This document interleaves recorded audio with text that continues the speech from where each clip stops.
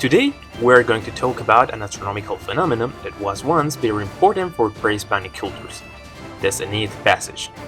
Today, the solar phenomenon that everyone knows about and then even appears in the news is the so-called spring equinox, where almost everyone is mistaken because they believe it is an event where the main archaeological sites on the country are flooded with people, raising their hands to supposedly charge themselves with energy.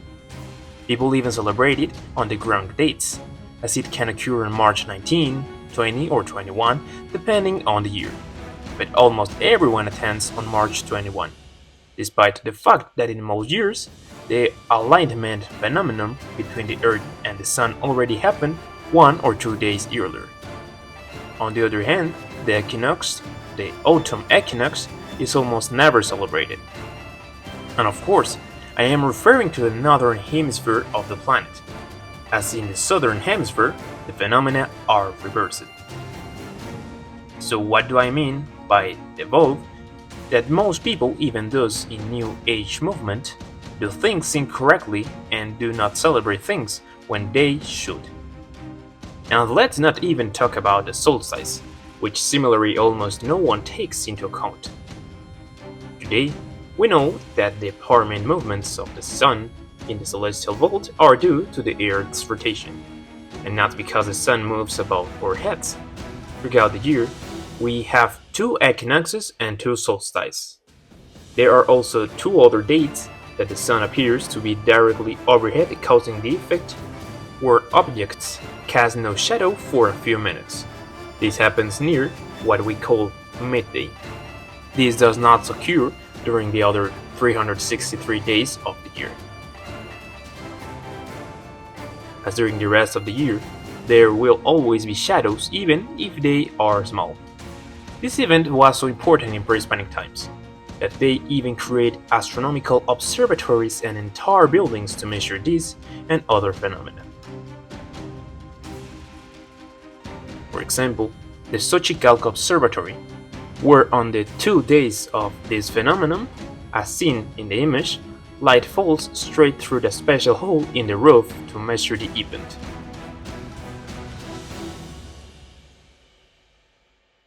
In Monte Albán, there is a building known as Building P, where the same thing happens on the days of the so-called Zenith passage.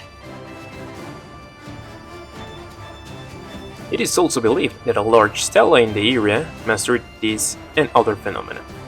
On the day of the Zenith passage in Monte Albán, due to the position of the Sun in relation to the Earth, the stela would cast no shadow.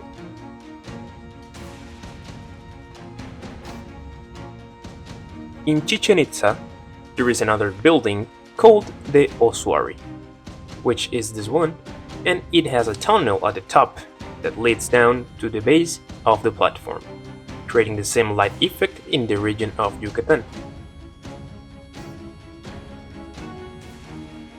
Of course, the observatories of Chichen Itza or Mayapan will have measured this as well.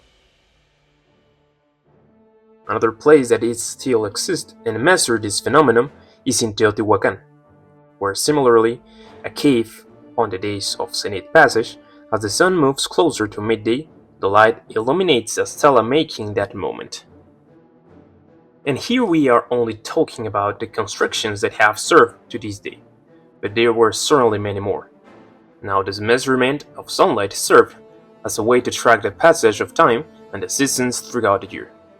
For example, some believes that the first Zenith passage would mark the beginning of field preparation for planting, and the second would mark the beginning of the rainy season. Zenith passages could also indicate the division of their sacred calendar called Tonalpowali, which consists of 260 days in Nahuatl, Solquin in Maya, or by different names assigned by other cultures.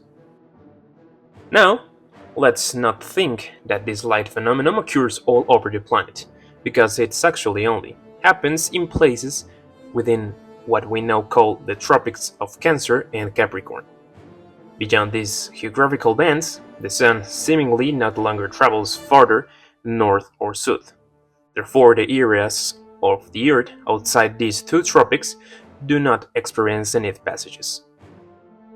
And let's not think that the zenith passage happens at the same time across the entire strip of land.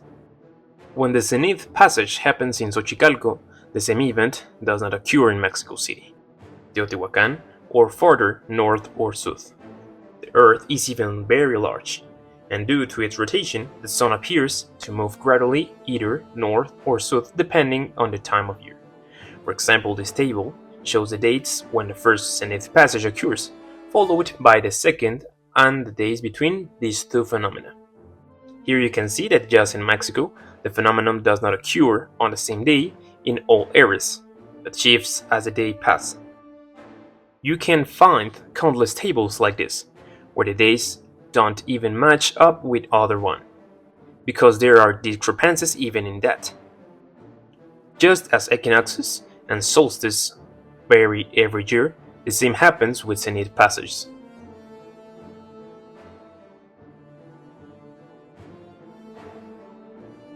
The only certain dates are given by constructions like the ones we've already mentioned, where there is no room for personal interpretation. Now, we've talked about the practical effects of measuring the phenomenon in relation to the passage of time, the use of their calendars in relation to agricultural cycles.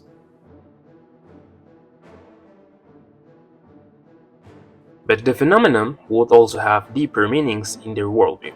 For example, some believe that the second zenith passage, which occurs over Mexico City, formerly by Belly of Anahuac around July 26th, would have been the date when Mexico Tenochtitlan was founded. Of course, today, just like with equinoxes, the date of July 26th is standardized at the second zenith passage, but every year specific measurements should be taken, as the event is movable. But for most people, one day is the same as another. In our modern times, almost no one pays attention of shadows, the position of the sun throughout the day or throughout the year. Of course, we have practiced changes in heat, cold, humidity, etc.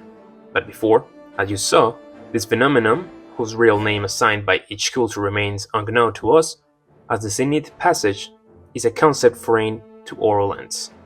Shows us the importance of seeing a shadow, a beam of light, and all the mysticism and mathematical and astronomical calculations that were and still are behind the two moments of the year called today zenith passages.